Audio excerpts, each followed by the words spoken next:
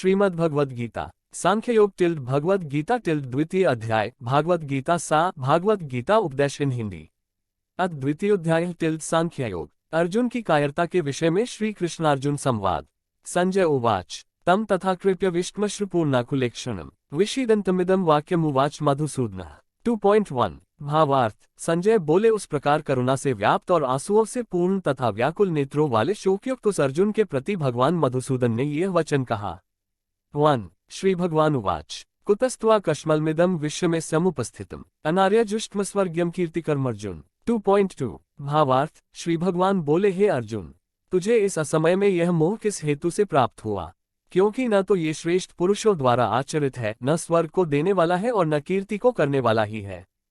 2 क्लैब्यम मास्म गमा पार्थ नैतत्वयुपादिते क्षुद्रम हृदय दौर्बल्यम त्यक्त्वोत्तिष्ठ परंतप। 2.3 भावार्थ। इसलिए हे अर्जुन, नपुंसकता को मत प्राप्त हो, तुझमें यह उचित नहीं जान पड़ती।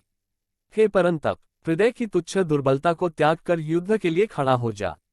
3 अर्जुन उवाच कद भीष्म संख्ये द्रोण च मधुसूदन इशुभे प्रत्योत्स्यामि पूजार्हावरिसूदन। 2.4 भावार्थ। अर्जुन बोले, हे मधुसूदन, मैं रणभूमि में किस प्रकार बाणों से भीष्म पितामह और द्रोणाचार्य के विरुद्ध लड़ूंगा, क्योंकि हे अरिसूदन, वे दोनों ही पूजनीय हैं। 4 गुरुनत्वा ही महानुभावा अंश्रेयो भोक्तुन भैक्ष्यम पीह लोकय हत्वार्थकामांस्तु गुरु निहव भुंजिया भोगान रुधिर प्रदिग्धान। 2.5 भावार्थ। इसलिए इन महानुभाव गुरुजनों को न मारकर मैं इस लोक में भिक्षा का अन्न भी खाना कल्याणकारक समझता हूँ, क्योंकि गुरुजनों को मारकर भी इस लोक में रुधिर से सने हुए अर्थ और कामरूप भोगों को ही तो भोगूंगा। 5 न चेतद्विद्मः कत्रन्नो गरियो यद्वा जयेम यदि वा नो जयेयुः यानेव हत्वा न जिजीविषाम स्तेवस्थिताः प्रमुखे धार्तराष्ट्राः।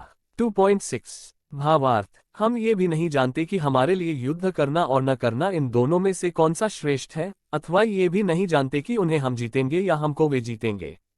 और जिनको मारकर हम जीना भी नहीं चाहते, वे ही हमारे आत्मीय धृतराष्ट्र के पुत्र हमारे मुकाबले में खड़े हैं। 6 कार्पण्य दोषुपः तस्वभावः पृच्छामि त्वा धर्म सम्मुचेता यच्छ्रेयः स्यान्निश्चित ब्रूहि तन्मे शिष्यस्ते शादी मा त्वा प्रपन्नम। 2.7 भावार्थ। इसलिए कायरता रूप दोष से उपहत हुए स्वभाव वाला तथा धर्म के विषय में मोहित चित हुआ मैं आपसे पूछता हूँ कि जो साधन निश्चित कल्याणकारक हो वह मेरे लिए कहिए, क्योंकि मैं आपका शिष्य हूँ, इसलिए आपके शरण हुए मुझको शिक्षा दीजिए। 7 न ही प्रपश्यामि ममापनुद्या द्यच्छोकमुच्छोषणमिन्द्रियाणाम अवाप्य भूमावस्पत्रम वृद्धाम राज्यम सुराणाम्पि चाधिपत्यम। 2.8 भावार्थ। क्योंकि भूमि में निष्कंटक धन धान्य संपन्न राज्य को और देवताओं के स्वामित्व को प्राप्त होकर भी मैं उस उपाय को नहीं देखता हूँ जो मेरी इंद्रियों के सुखाने वाले शोक को दूर कर सके। 8 संजय उवाच एवं मुक्त्वा हृषिकेशम गुडाकेशः परंतप न योत्स्य इति गोविंद मुक्त्वा तुष्णी बभूव। 2.9 भावार्थ। संजय बोले, हे राजन, निद्रा को जीतने वाले अर्जुन अंतर्यामी श्री कृष्ण महाराज के प्रति इस प्रकार कहकर फिर श्री गोविंद भगवान से युद्ध नहीं करूंगा ये स्पष्ट कहकर चुप हो गए। 9 तमुवाच ऋषिकेशः प्रहसनिव भारत सेनयोरुभयो मध्ये विषीदन्तमिदं वचः। 2.10 भावार्थ। हे भरतवंशी धृतराष्ट्र, अंतर्यामी श्री कृष्ण महाराज दोनों सेनाओं के बीच में शोक करते हुए उस अर्जुन को हंसते हुए से यह वचन बोले। 10 गीता शास्त्र का अवतरण। श्री भगवान उवाच अशोच्यानन्वशोचस्त्वं प्रज्ञादांश्च भाष्ये गतासु नच नानुशोचन्ति पंडिताः। 2.11 भावार्थ। श्री भगवान बोले, हे अर्जुन, तू न शोक करने योग्य मनुष्यों के लिए शोक करता है और पंडितों के से वचनों को कहता है, परंतु जिनके प्राण चले गए हैं उनके लिए और जिनके प्राण नहीं गए हैं उनके लिए भी पंडितजन शोक नहीं करते। 11 न त्वेवाहं जातु नासम न त्वं नेमे जनाधिपाः न चैव न भविष्यामः सवे वयमतः परम। 2.12 भावार्थ। न तो ऐसा ही है कि मैं किसी काल में नहीं था, तू नहीं था, अथवा ये राजा लोग नहीं थे, और न ऐसा ही है कि इससे आगे हम सब नहीं रहेंगे। 12 देहिनोस्मिन्यथा देहे कौमार यौवन जरा तथा देहांतर प्राप्तिर्धीरस्तत्र न मुह्यति। 2.13 भावार्थ। जैसे जीवात्मा की इस देह में बालकपन, जवानी और वृद्धावस्था होती है, वैसे ही अन्य शरीर की प्राप्ति होती है, उस विषय में धीर पुरुष मोहित नहीं होता। 13 मात्रा स्पर्शास्तु कौन्तेय शीतोष्ण सुख दुखदाः आगमापैनो नित्यास्तांस्तितिक्षस्व भारत। 2.14 भावार्थ। हे कुतिपुत्र, सर्दी गर्मी और सुख दुख को देने वाले इंद्रिय और विषयों के संयोग तो उत्पत्ति विनाशशील और अनित्य हैं, इसलिए हे भारत उनको तू सहन कर। 14 यम ही न व्यथ्यन्तेते पुरुष पुरुषर्षभ समदुख सुख धीर सोम्र तत्वाय कल्पते। 2.15 भावार्थ, क्योंकि हे पुरुष श्रेष्ठ, दुख सुख को समान समझने वाले जिस धीर पुरुष को ये इंद्रिय और विषयों के संयोग व्याकुल नहीं करते, वह मोक्ष के योग्य होता है। 15 नासतो विद्यते भावो नाभावो विद्यते सतः उभयोपि दृष्टोन्तस्त्वनयोस्तत्वदर्शिभिः। 2.16 भावार्थ, असत वस्तु की तो सत्ता नहीं है और सत का अभाव नहीं है। इस प्रकार इन दोनों का ही तत्व तत्वज्ञानी पुरुषों द्वारा देखा गया है। 16 अविनाशी तू तद्विद्धि यान सर्वमिदं ततम् विनाशमव्ययस्यास्य न कश्चित् कर्तुमर्हति। 2.17 भावार्थ, नाशरहित तो तू उसको जान जिससे ये संपूर्ण जगत दृश्यवर्ग व्याप्त है। इस अविनाशी का विनाश करने में कोई भी समर्थ नहीं है। 17 अंतवंत इमे देहा नित्यस्योक्ताः शरीरिणः अनाशिनो प्रमेयस्य तस्माद्युध्यस्व भारत। 2.18 भावार्थ, इस नाशरहित अप्रमेय नित्य स्वरूप जीवात्मा के ये सब शरीर नाशवान कहे गए हैं, इसलिए हे भरतवंशी अर्जुन तू युद्ध कर। 18 येन वेति हंतार यश्चेन मन्यते हतम उभो तो न विजानीतो नायम हंति न हन्यते। 2.19 भावार्थ, जो इस आत्मा को मारने वाला समझता है तथा जो इसको मरा मानता है, वे दोनों ही नहीं जानते, क्योंकि यह आत्मा वास्तव में न तो किसी को मारता है और न किसी द्वारा मारा जाता है। 19 न जायते म्रियते व कदाचि न नायम भूत्वा भविता व न भूयः अजो नित्य शाश्वतोय पुराणो न हन्यते हन्यमाने शरीरे। 2.10 भावार्थ, यह आत्मा किसी काल में भी न तो जन्मता है और न मरता ही है तथा न यह उत्पन्न होकर फिर होने वाला ही है, क्योंकि यह अजन्मा नित्य सनातन और पुरातन है। शरीर के मारे जाने पर भी यह नहीं मारा जाता। 20 वेदाविनाशिन नित्यम येन मज्मव्ययम् कत्स पुरुष पार्थ कम घातयति हन्ति कम। 2.21 भावार्थ, हे पृथा पुत्र अर्जुन, जो पुरुष इस आत्मा को नाशरहित नित्य अजन्मा और अव्यय जानता है, वह पुरुष कैसे किसको मरवाता है और कैसे किसको मारता है। 21 वासांसी जीर्णानि यथा विहाय नवानि गृह्णाति नरोप्राणि तथा शरीरानि विहाय जीर्णा न्यन्यानि संयति नवानि देहि। 2.22 भावार्थ, जैसे मनुष्य पुराने वस्त्रों को त्याग कर दूसरे नए वस्त्रों को ग्रहण करता है, वैसे ही जीवात्मा पुराने शरीरों को त्याग कर दूसरे नए शरीरों को प्राप्त होता है। 22 नैन छिन्दन्ति शस्त्राणि नैन दहति पावकः न चैन क्लेदयन्त्यपो न शोषयति मारुतः। 2.23 भावार्थ, इस आत्मा को शस्त्र नहीं काट सकते, इसको आग नहीं जला सकती, इसको जल नहीं गला सकता और वायु नहीं सुखा सकता। 23 अच्छेद्योयम दह्योयम अक्लेद्यो शोष्य एव च नित्य सर्वगतः स्थाणुर्लोय सनातनः। 2.24 भावार्थ, क्योंकि यह आत्मा अच्छेद्य है, यह आत्मा अदाह्य अक्लेद्य और निसंदेह शोष्य है तथा यह आत्मा नित्य सर्वव्यापी अचल स्थिर रहने वाला और सनातन है। 24 अव्यक्तोयम अचिन्त्योयम विकार्योयम उच्यते तस्मादेव विदित्वेन नानुशोचितुमर्हसि। 2.25 भावार्थ, यह आत्मा अव्यक्त है, यह आत्मा अचिंत्य है और यह आत्मा विकाररहित कहा जाता है। इससे हे अर्जुन, इस आत्मा को उपर्युक्त प्रकार से जानकर तू शोक करने के योग्य नहीं है, अर्थात तुझे शोक करना उचित नहीं है। 25 अत चैन नित्यजातम नित्यम व मन्यसे मृतम तथापि त्वं महाबाहो न शोचितुमर्हसि। 2.26 भावार्थ, किंतु यदि तू इस आत्मा को सदा जन्मने वाला तथा सदा मरने वाला मानता हो तो भी हे महाबाहो, तो इस प्रकार शोक करने योग्य नहीं है।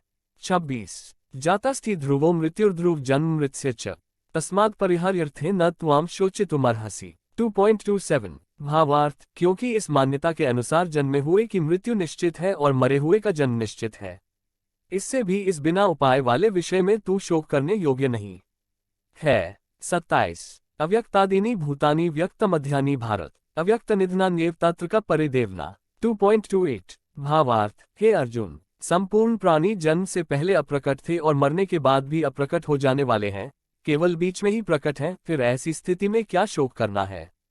28 आश्चर्यवत् पश्यति कश्चिदेन माश्चर्यवद् वदति तथैव चान्यः आश्चर्यवच्चन्मन्यः शृणोति श्रुत्वाप्येन वेद न चैव कश्चित्।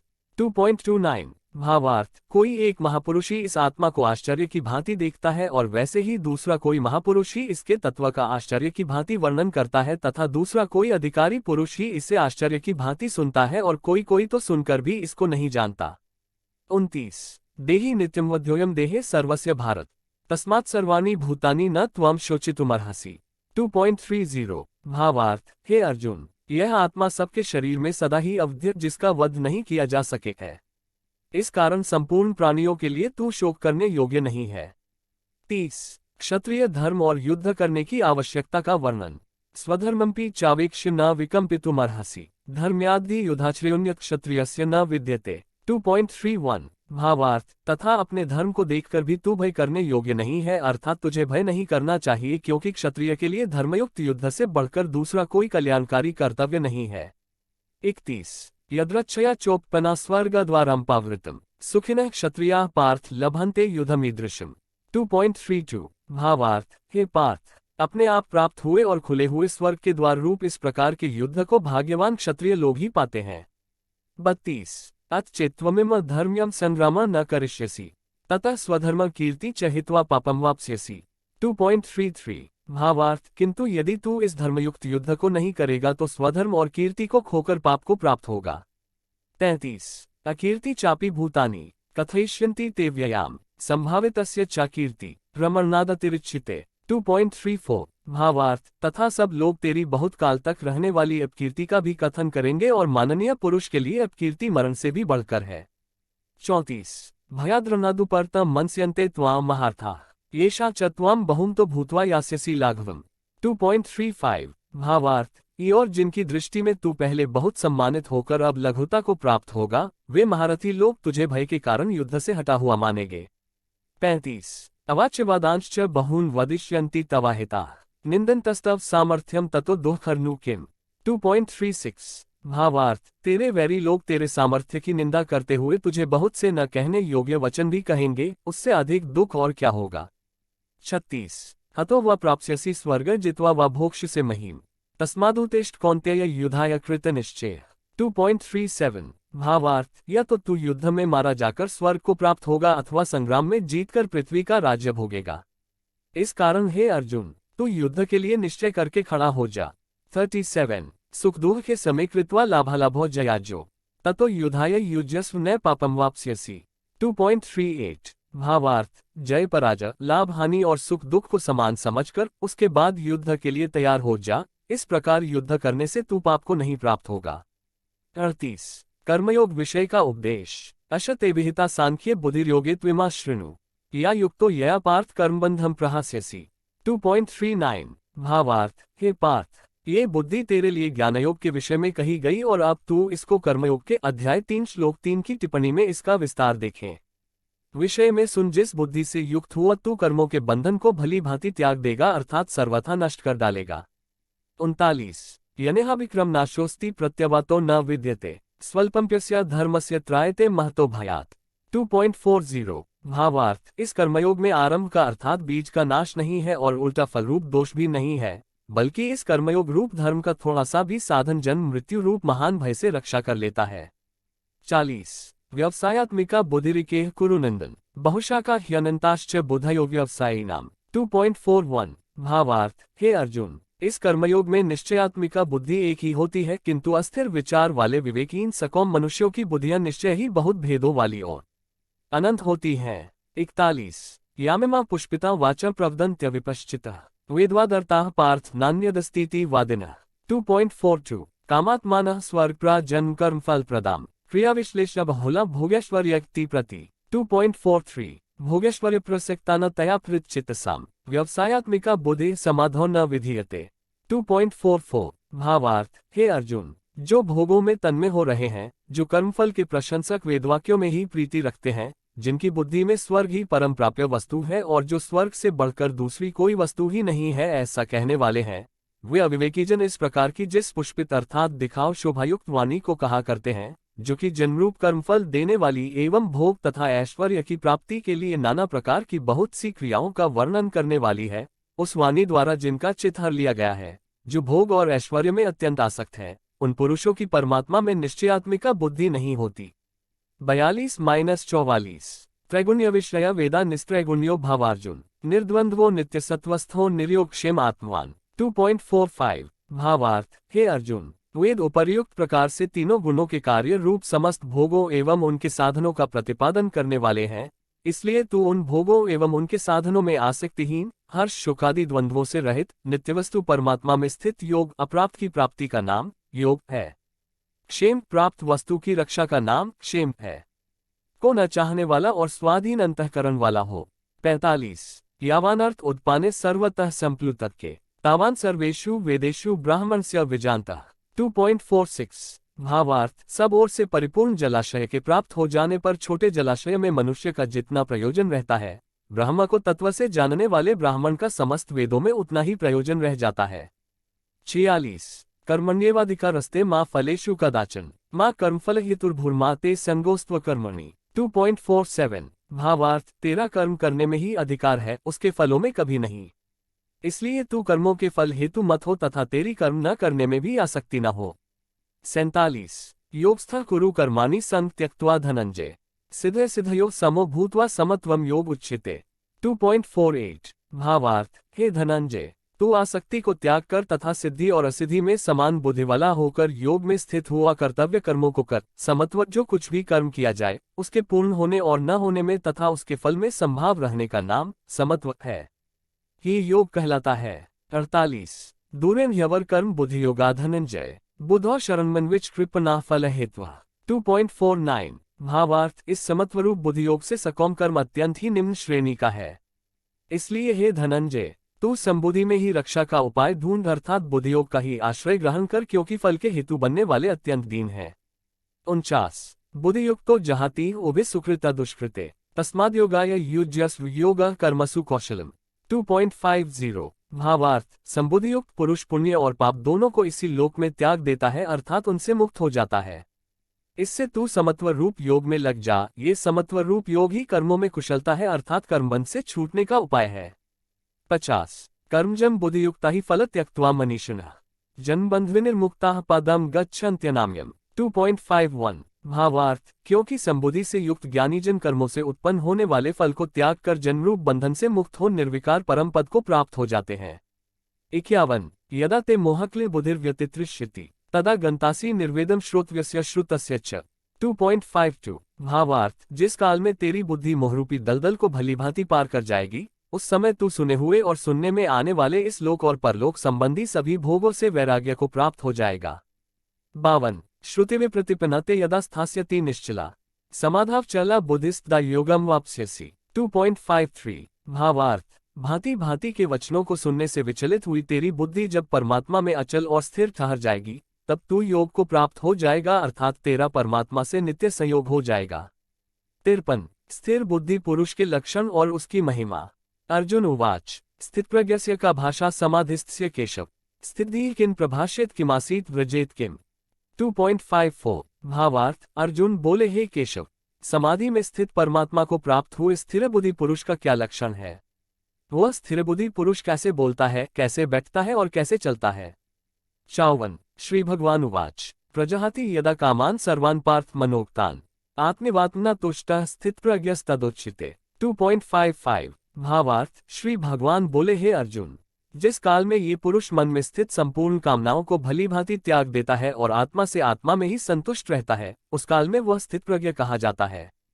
55 दुःखेष्वनुद्विग्नम्ना सुखेषु विगतस्पृहः वितरागभय क्रोधः स्थितिर्मुनिरुच्यते। 2.56 भावार्थ दुखों की प्राप्ति होने पर जिसके मन में उद्वेग नहीं होता, सुखों की प्राप्ति में सर्वथा निष्प्रिय है तथा जिसके राग भय और क्रोध नष्ट हो गए हैं ऐसा मुनि स्थिर बुद्धि कहा जाता है। 56 यह सर्वत्रान्विस्नेहस्तत्प्राप्य शुभाशुभम नाभिनंदति न द्वेष्टि तस्य प्रज्ञा प्रतिष्ठिता। 2.57 भावार्थ जो पुरुष सर्वत्र स्नेहरहित हुआ उस शुभ या अशुभ वस्तु को प्राप्त होकर न प्रसन्न होता है और न द्वेष करता है उसकी बुद्धि स्थिर है। 57 यदा संहर्ते चायम कुर्मोन्गनीव सर्वशः इंद्रियाणीन्द्रियार्थेभ्यस्तस्य प्रज्ञा प्रतिष्ठिता। 2.58 भावार्थ और कछुआ सब ओर से अपने अंगों को जैसे समेट लेता है वैसे ही जब ये पुरुष इंद्रियों के विषयों से इंद्रियों को सब प्रकार से हटा लेता है तब उसकी बुद्धि स्थिर है ऐसा समझना चाहिए। 58 विषया विनिवर्तन्ते निराहारस्य देहिनः रसवर्जम रसोप्यस्य पर दृष्ट्वा निवर्ते।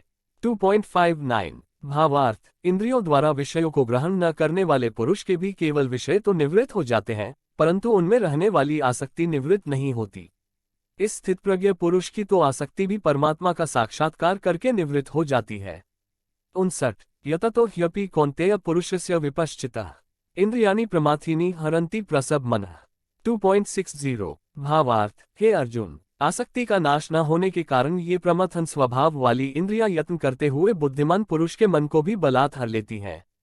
60 तानि सर्वाणि संयम्य युक्त आसीत् मत्परः वशे ही यस्येन्द्रियाणि तस्य प्रज्ञा प्रतिष्ठिता। 2.61 भावार्थ, इसलिए साधक को चाहिए कि वह उन संपूर्ण इंद्रियों को वश में करके समाहित चित हुआ मेरे परायण होकर ध्यान में बैठे, क्योंकि जिस पुरुष की इंद्रियां वश में होती हैं उसी की बुद्धि स्थिर हो जाती है। 61 ध्यायतो विषयान् पुंसः संस्तेषुपजायते संगात् संजायते कामः कामात् क्रोधोऽभिजायते। 2.62 भावार्थ, विषयों का चिंतन करने वाले पुरुष की उन विषयों में आसक्ति हो जाती है, आसक्ति से उन विषयों की कामना उत्पन्न होती है और कामना में विघ्न पड़ने से क्रोध उत्पन्न होता है। 62 क्रोधात् भवति सम्मोहः सम्मोहात् स्मृति विभ्रमः स्मृतिभ्रंशात् बुद्धिनाशो बुद्धिनाशात् प्रणश्यति। 2.63 भावार्थ, क्रोध से अत्यंत मूढ़ भाव उत्पन्न हो जाता है, मूढ़ भाव से स्मृति में भ्रम हो जाता है, स्मृति में भ्रम हो जाने से बुद्धि अर्थात ज्ञान शक्ति का नाश हो जाता है और बुद्धि का नाश हो जाने से यह पुरुष अपनी स्थिति से गिर जाता है। 63 रागद्वेषवियुक्तस्तु विषयानेन्द्रियश्चरन् आत्मवश्यैर्विधेयात्मा प्रसादमधिगच्छति। 2.64 भावार्थ, परंतु अपने अधीन किए हुए अंतःकरण वाला साधक अपने वश में की हुई राग द्वेष रहित इंद्रियों द्वारा विषयों में विचरण करता हुआ अंतःकरण की प्रसन्नता को प्राप्त होता है। 64 प्रसादे सर्वदुःखानां हानिरस्योपजायते प्रसन्नचेतसो ह्याशु बुद्धेः पर्यवतिष्ठते। 2.65 भावार्थ, अंतःकरण की प्रसन्नता होने पर इसके संपूर्ण दुखों का अभाव हो जाता है और उस प्रसन्नचित वाले कर्मयोगी की बुद्धि शीघ्र ही सब ओर से हटकर एक परमात्मा में ही भली भांति स्थिर हो जाती है। 65 नास्ति बुद्धिर्युक्तस्य न चायुक्तस्य भावना न चाभावयतः शांतिर्शान्तस्य कुतः सुखम। 2.66 भावार्थ, न जीते हुए मन और इंद्रियों वाले पुरुष में निश्चयात्मिका बुद्धि नहीं होती और उस अयुक्त मनुष्य के अंतःकरण में भावना भी नहीं होती तथा भावनाहीन मनुष्य को शांति नहीं मिलती और शांति रहित मनुष्य को सुख कैसे मिल सकता है। 66 इंद्रियाणा ही चरता यन्मनोनुविधीयते तदस्य हरति प्रज्ञा वायुर्नावमिवाम्भसि। 2.67 भावार्थ, क्योंकि जैसे जल में चलने वाली नाव को वायु हर लेती है, वैसे ही विषयों में विचरती हुई इंद्रियों में से मन जिस इंद्रिय के साथ रहता है वह एक ही इंद्रिय इस अयुक्त पुरुष की बुद्धि को हर लेती है। 67 तस्माद्यस्य महाबाहो निगृहीतानि सर्वशः इंद्रियाणीन्द्रियार्थेभ्यस्तस्य प्रज्ञा प्रतिष्ठिता। 2.68 भावार्थ, इसलिए हे महाबाहो, जिस पुरुष की इंद्रियों के विषयों में सब प्रकार निग्रह की हुई है उसी की बुद्धि स्थिर है। 68 या निशा सर्वभूताना तस्या जागृति संयमी यस्या जागृति भूतानि सा निशा पश्यतो मुनेः। 2.69 भावार्थ, संपूर्ण प्राणियों के लिए जो रात्रि के समान है उस नित्य ज्ञान स्वरूप परमानंद की प्राप्ति में स्थित प्रज्ञ योगी जागता है और जिस नाशवान सांसारिक सुख की प्राप्ति में सब प्राणी जागते हैं परमात्मा के तत्व को जानने वाले मुनि के लिए वह रात्रि के समान है। 69 आपूर्यमाणं चिल प्रतिष्ठ समुद्रमापः प्रविशन्ति यद्वत् तद्वत् कामा यं प्रविशन्ति सवे स शांतिमाप्नोति न काम कामी। 2.70 भावार्थ, जैसे नाना नदियों के जल सब ओर से परिपूर्ण अचल प्रतिष्ठा वाले समुद्र में उसको विचलित न करते हुए ही समा जाते हैं, वैसे ही सब भोग जिस स्थित प्रज्ञ पुरुष में किसी प्रकार का विकार उत्पन्न किए बिना ही समा जाते हैं, वही पुरुष परम शांति को प्राप्त होता है, भोगों को चाहने वाला नहीं। 70 विहाय कामान्यः सर्वान् पुमांश्चरति निःस्पृहः निर्ममो निरहंकार स शांतिम अधिगच्छति। 2.71 भावार्थ, जो पुरुष संपूर्ण कामनाओं को त्याग कर ममता रहित अहंकार रहित और स्पृहा रहित हुआ विचरता है वही शांति को प्राप्त होता है, अर्थात वह शांति को प्राप्त है। 71 अश ब्राह्मी स्थिते पार्थ नैना प्राप्य विमुह्यति स्थित्वास्यामन्तकालेपि ब्रह्म निर्वाणं रक्षति। 2.72 भावार्थ, हे अर्जुन, ये ब्रह्म को प्राप्त हुए पुरुष की स्थिति है, इसको प्राप्त होकर योगी कभी मोहित नहीं होता और अंतकाल में भी इस ब्राह्मी स्थिति में स्थित होकर ब्रह्मानंद को प्राप्त हो जाता है। 72 जय श्री कृष्णा।